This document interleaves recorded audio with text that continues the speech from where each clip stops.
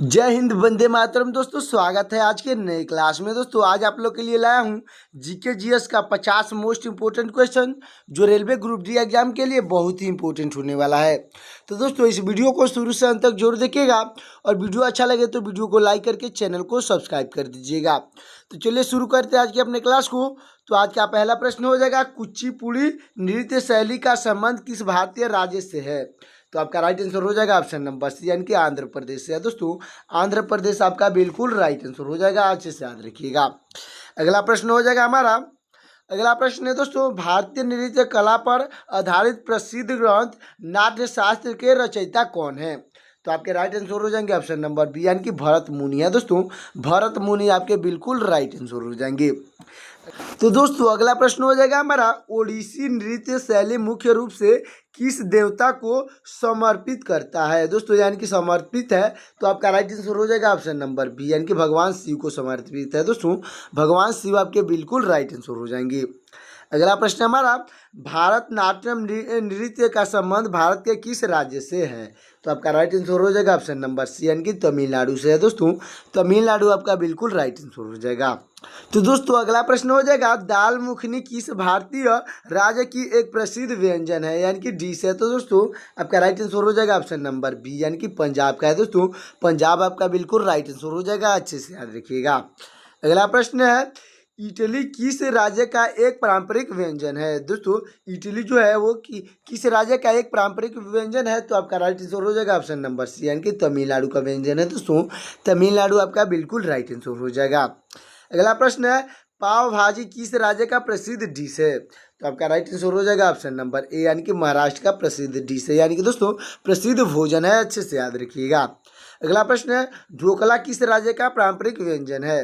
तो आपका right answer हो जाएगा ऑप्शन नंबर बी यानी कि गुजरात का पारंपरिक व्यंजन है। दोस्तों गुजरात आपका बिल्कुल राइट आंसर हो जाएगा।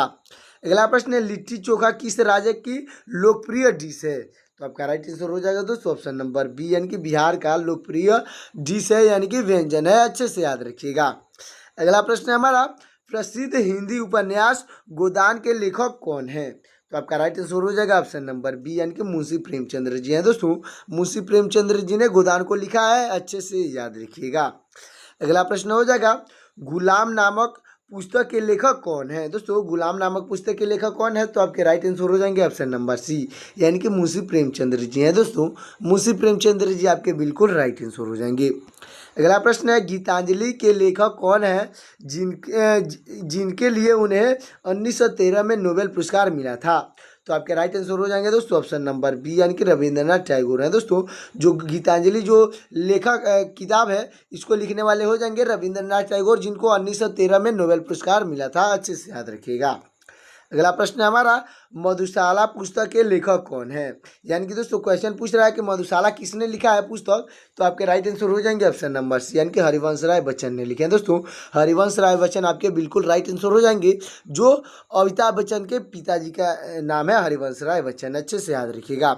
अगला प्रश्न है, कर्मभूमि किस लेखक की प्रसिद्ध कृति है? तो आपका राइट आंसर हो जाएगा ऑप्शन नंबर ए यानी कि मुंशी प्रेमचंद्र की है। दोस्तों मुंशी प्रेमचंद्र आपके बिल्कुल राइट आंसर हो जाएंगे।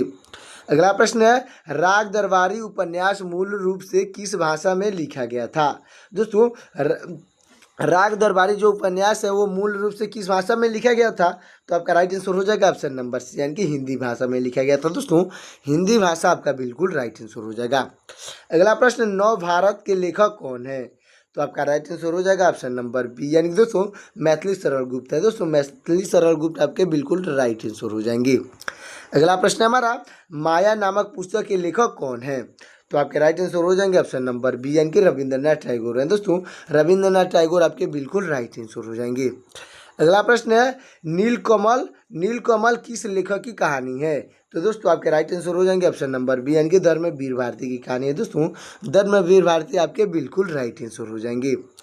तो दोस्तों हमारा अगला प्रश्न हो जाएगा, अंधा युग नाटक के लेखक कौन है? यानी कि दोस्तों अंधा जो युग नाटक है उसके लेखक कौन है? तो आपके राइट आंसर हो जाएंगे ऑप्शन नंबर बी यानी कि धर्मवीर भारती है दोस्तों। धर्मवीर भारती आपके बिल्कुल राइट आंसर हो जाएंगे। अगला प्रश्न है मधु रीमा नामक कविता संग्रह किस लेखक कवि का है। दोस्तों मधुरिमा जो नामक कवि है, कवि संग्रह है, वो किस लेखक या कवि का है। तो आपके राइट आंसर हो जाएंगे ऑप्शन नंबर बी यानी कि सुमित्रा नंदन पंत जी का है। दोस्तों सुमित्रा नंदन पंत आपके बिल्कुल राइट आंसर होंगे। तो दोस्तों अगला प्रश्न हो जाएगा राग दरबारी की साहित्यिक विधा की कृति है। तो आपका राइट आंसर हो जाएगा दोस्तों ऑप्शन नंबर सी यानी कि उपन्यास की कृति है। दोस्तों उपन्यास आपका बिल्कुल राइट आंसर हो जाएगा। अगला प्रश्न है ईद का त्यौहार मुख्य रूप से किस धर्म से संबंधित है। तो आपका राइट आंसर हो जाएगा ऑप्शन नंबर बी यानी कि मुस्लिम धर्म से संबंधित है। दोस्तों मुस्लिम धर्म में आपका बिल्कुल राइट आंसर हो जाएगा, अच्छे से याद रखिएगा। अगला प्रश्न है विजयदशमी का त्यौहार किस देवी को समर्पित है। दोस्तों विजयदशमी का त्यौहार किस देवी को समर्पित है।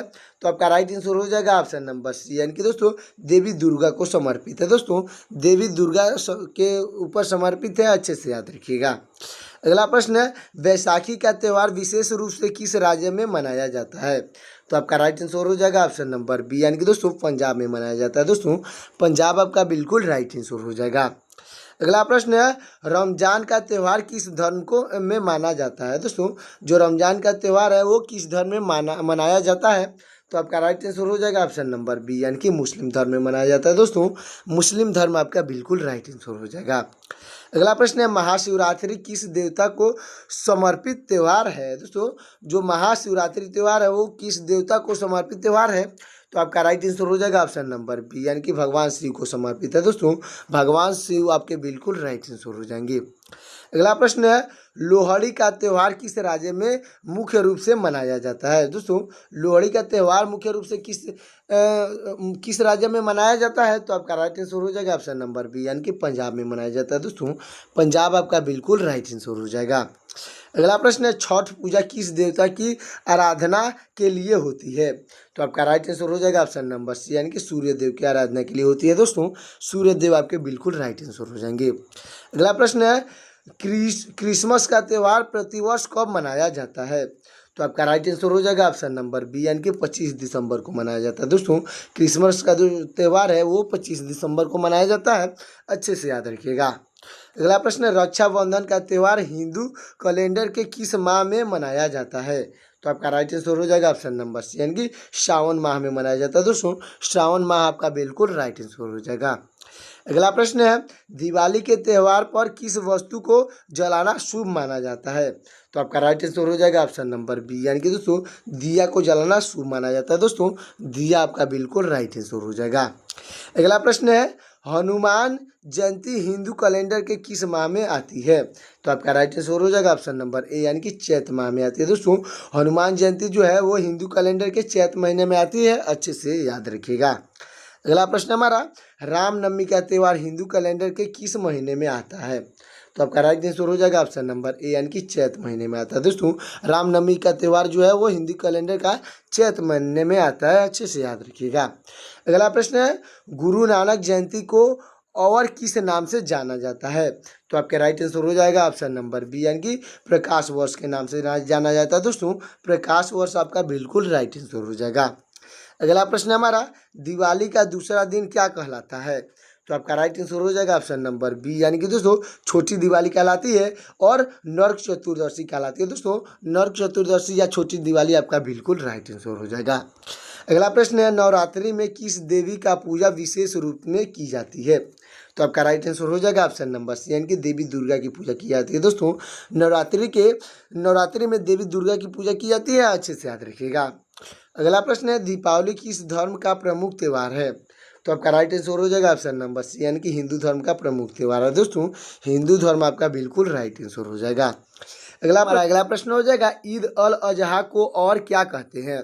तो आपका राइट आंसर हो जाएगा ऑप्शन नंबर बी यानी कि दोस्तों बकरा ईद कहते हैं, यानी कि बकरीद के नाम से जाना जाता है। अगला प्रश्न है जन्माष्टमी किस देवता का जन्मदिन है। तो आपका राइट आंसर हो जाएगा ऑप्शन नंबर सी, यानी कि भगवान कृष्ण का जन्मदिन है दोस्तों। भगवान कृष्ण आपके बिल्कुल राइट आंसर हो जाएंगे। अगला प्रश्न है दही हांडी उत्सव किस देवता से संबंधित है दोस्तों।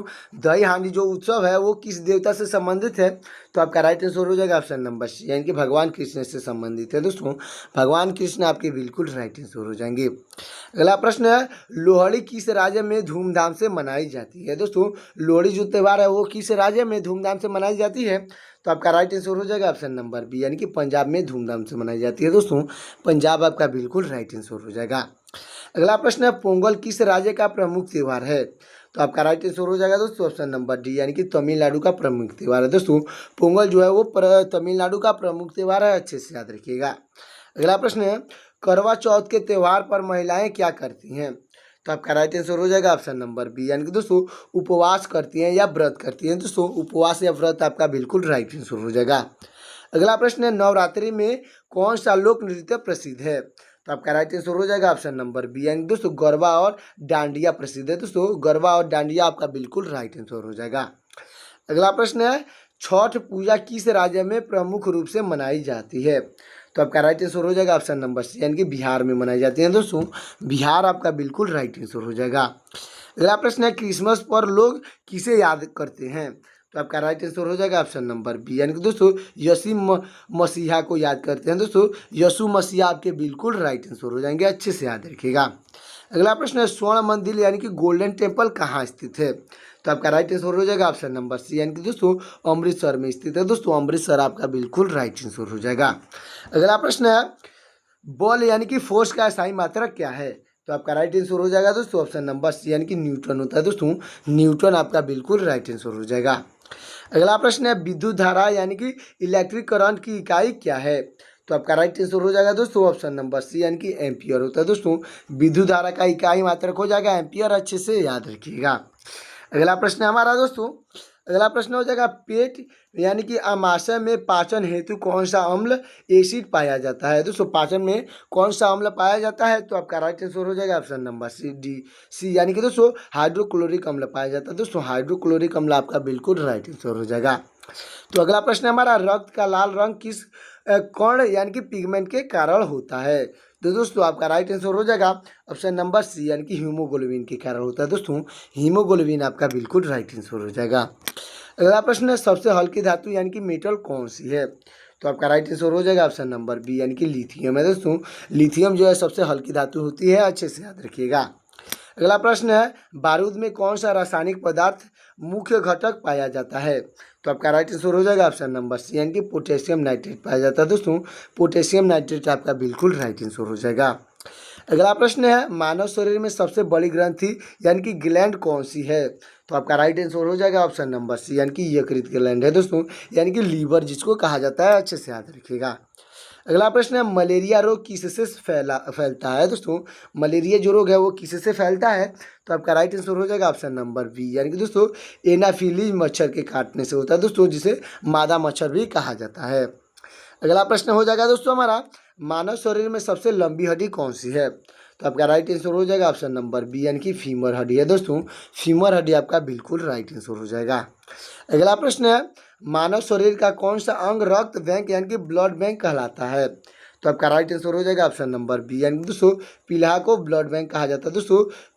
प्लीहा आपका बिल्कुल राइट आंसर हो जाएगा, अच्छे से याद रखिएगा। अगला प्रश्न है सूर्य के सबसे निकटतम ग्रह यानी कि प्लेनेट कौन सा है, तो आपका राइट आंसर हो जाएगा दोस्तों, आपका राइट आंसर हो जाएगा ऑप्शन नंबर सी, यानी कि बुध ग्रह है दोस्तों। सूर्य के सबसे नज़दीक ग्रह जो है वो बुध ग्रह है, अच्छे से याद रखिएगा।